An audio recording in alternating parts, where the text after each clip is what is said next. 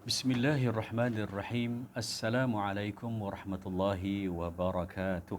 Alhamdulillah wassalatu wassalamu ala Rasulillah Sayyidina Muhammad wa ala alihi wa sahbihi ajma'in. Alhamdulillah bersua lagi kita di dalam program santai perkongsian ringkas canggih Ramadan. Ramadan Karim, Allahu Akram. Subhanallah, di antara intipati besar dalam bulan Ramadan ini adalah Al-Quranul Karim.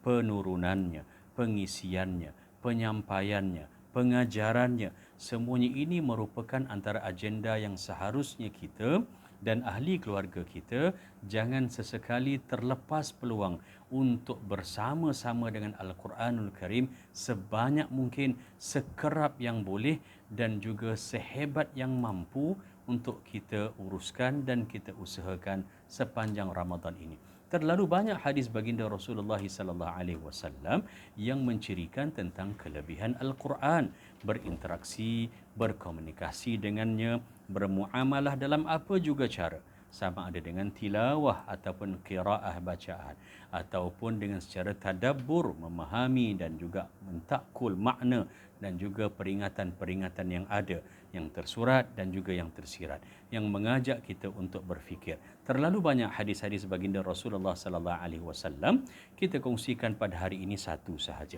Hadis sahih muttafaqun alaih yang disepakati riwayat Bukhari dan juga Muslim.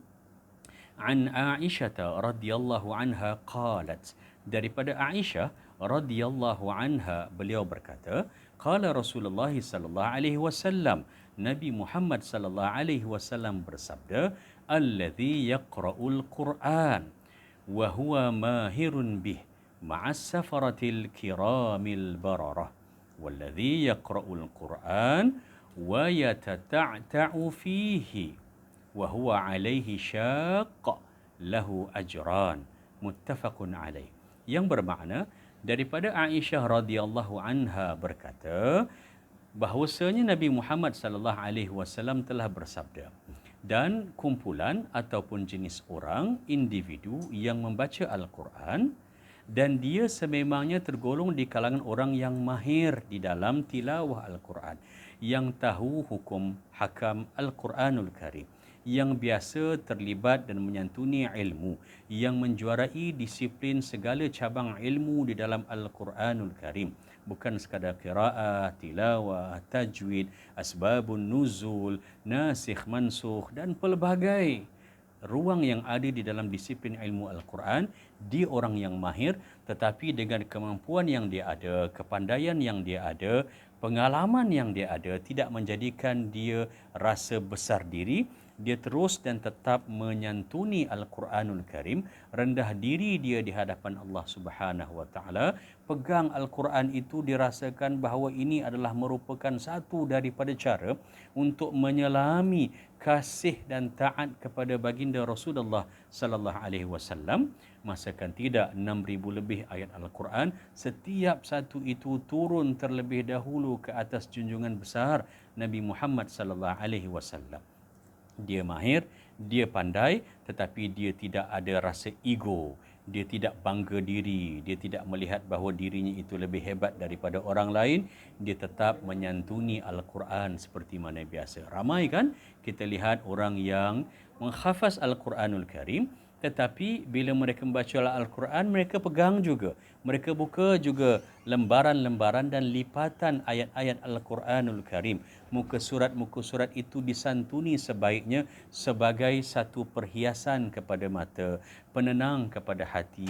Mahupun dia telah pun menghafaznya, ini juga adalah merupakan cara untuk menunjukkan betapa dia walaupun mahir dengan Al-Quran, dia tidak ada rasa ego, bangga diri, besar diri ataupun membandingkan dirinya dengan orang lain yang mungkin lebih rendah ataupun lebih lemah daripadanya. Apa balasan bagi orang yang sebegini? Kata Nabi, ma'as safaratil kiramil bararah. Dia akan dipastikan bersama dengan para malaikat al-mutahhirin, para malaikat rahmat. Malaikat ini turun bersama-sama dengannya, memayunginya ketika dia membaca Al-Quranul Karim. Dan juga dinyatakan dalam kitab Riyadhus Salihin bahawasanya para malaikat ini juga akan bersama dengan mereka ini di dalam syurga di antara martabat-martabat ataupun tahap-tahap tingkat-tingkat syurga yang tertinggi. Subhanallah, dan semua ini boleh saja kita santuni dan kita usahakan sepanjang Ramadan. Itu golongan yang pertama, orang yang hebat, bacaannya sedap, suaranya lunak, dia menyantuni dan juga biasa mempraktikkan pelbagai lagu taranum Al-Quran. Orang-orang ini ganjarannya hebat. Bagaimana pula dengan kita? Orang yang biasa-biasa ni sahaja. Orang yang lemah, yang kurang, yang orang kata, alah duduk belakang-belakang lah kiranya. Bagaimana pula nasib kita? Sesungguhnya Nabi SAW tidak meninggalkan kita. Dalam hadis ini disambung bab ataupun bahagian keduanya. Nabi menyatakan, wallazi yaqra'ul Quran, dan orang yang baca Al-Quran, individu, kumpulan yang tergolong dalam kategori ini, wa yatata'ta'u fihi. Bila baca Quran ini dia tersangkut-sangkut.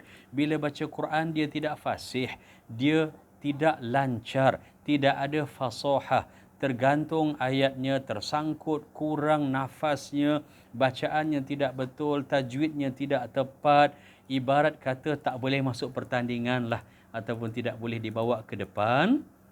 Maka orang begini bagaimana? Nabi SAW menyatakan, wa huwa alaihi syaq.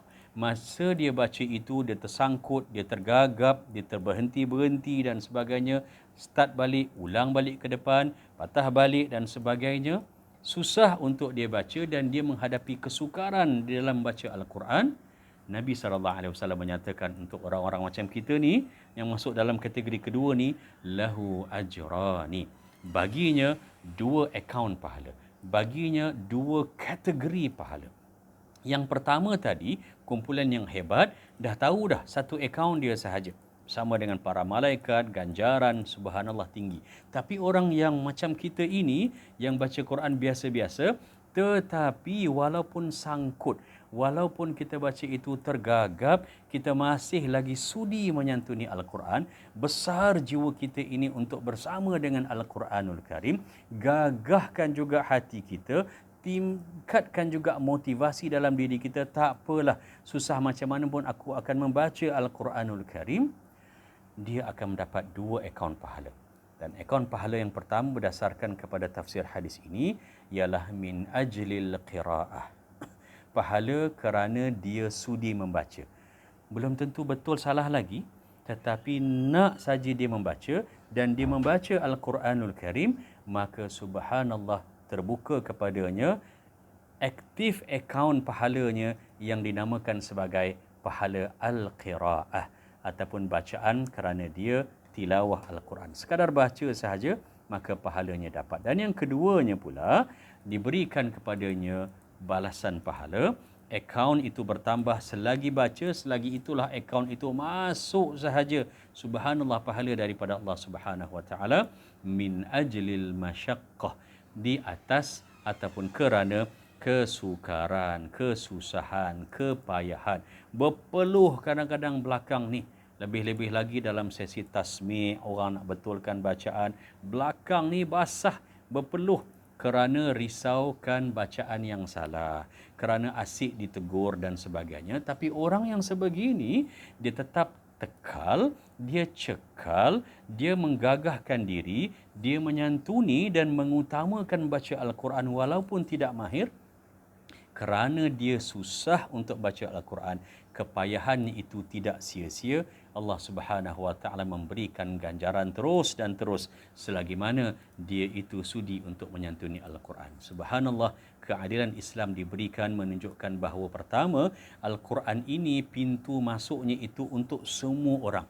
Walaupun kita berada di peringkat, level, tahap mana sekalipun, ia sepatutnya tidak menghalang kita untuk terus dan memperbanyakkan menyantuni Al-Quranul Karim, menerusi tilawah bacaan, naik sikit kepada tadarus, baca secara berkumpulan 2 orang ataupun lebih, dan kemudian pergi kepada terjemahan, tafsiran, tadabbur, dan akhirnya mengambil pengajaran-pengajaran daripada apa yang didapati daripada Al-Quran dan pembacaannya itu untuk dipraktikkan dari semasa ke semasa. Subhanallah, sama-sama kita jadikan Ramadan ini ruang untuk kita lebih mendekati Al-Quranul Karim.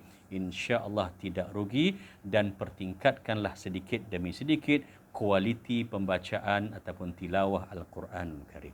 Kualiti lahir daripada rasa kasih. InsyaAllah jumpa lagi. Assalamualaikum warahmatullahi wabarakatuh.